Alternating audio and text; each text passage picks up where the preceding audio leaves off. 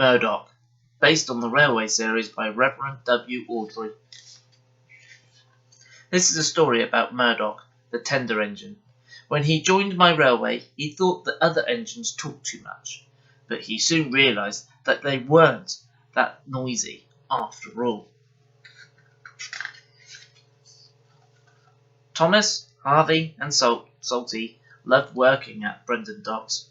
Day and night, day after day, cargo ships arrive at the docks with goods from all over the world.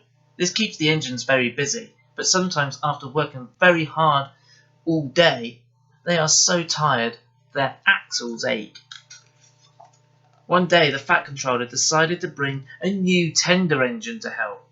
The new engine was long and he had 10 wheels. "This is Murdock," said the Fat Controller. "He is going to pull goods on the main line." "Ahoy, Murdock!" shouted Salty. "Welcome, Murdock," called Harvey. "You're the biggest engine I've ever seen," cried Thomas. "You're a chatty lot," said Murdock quietly. Murdock didn't like chatty engines or the noisy docks. He liked quiet ones. Through the countryside with the noise of his engine and the trucks for his company. Soon Murdock was coupled to a long line of heavy trucks. His boiler strained, his wheels started to turn, and the mighty engine chuffed away. But Murdock didn't puff through the countryside. He puffed through a busy builder's yard with banging, hammering and drilling all around him. Murdock longed for some peace and quiet, but everywhere he went it was noisy and crowded. At the end of the day, Murdock was looking forward to a good night's rest. But when he got back to the engine sheds, Salty and Harvey were full of questions.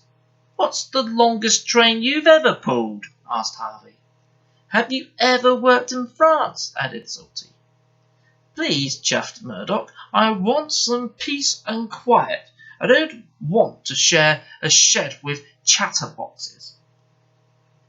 "No need to be rude," huffed Harvey. "We're only being friends," steamed Salty. The next morning Murdock collected another long, heavy train. This time he chuffed into the beautiful countryside. It was splendid. All Murdock could hear was the gentle rumbling of his wheels and the smoothing puff of his engine. At last he had some peace and quiet. But suddenly Murdock's driver applied the brakes and it screeched to a halt. There were sheep on the track, lots of sheep. "The sheep escaped from that field," said the driver. "Through the broken fence," added the fireman. The driver and the fireman tried to chase the sheep back into the field.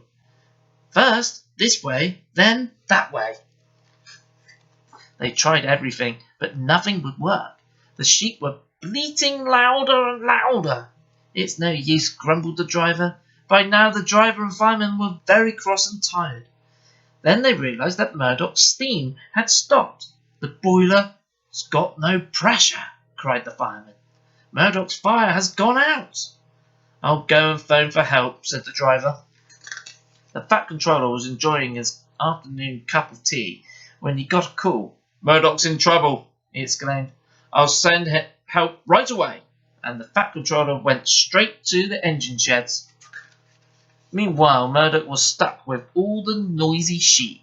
He was very unhappy. The valley wasn't peaceful any more. Murdock had never heard so much noise.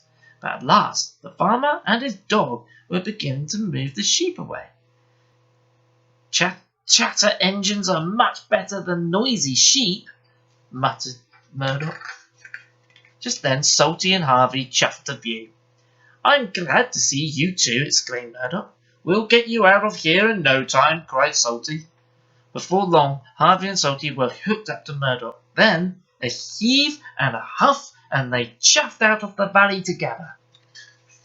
That night the engines were back in the sheds. "Thank you for rescuing me," said Murdock. "I'm sorry I was cross. I'm pleased to share a shed with you." "And we're pleased to have you," replied Harvey. "Ah, we are," said Salty. Murdock had found his peace and quiet at last. The end.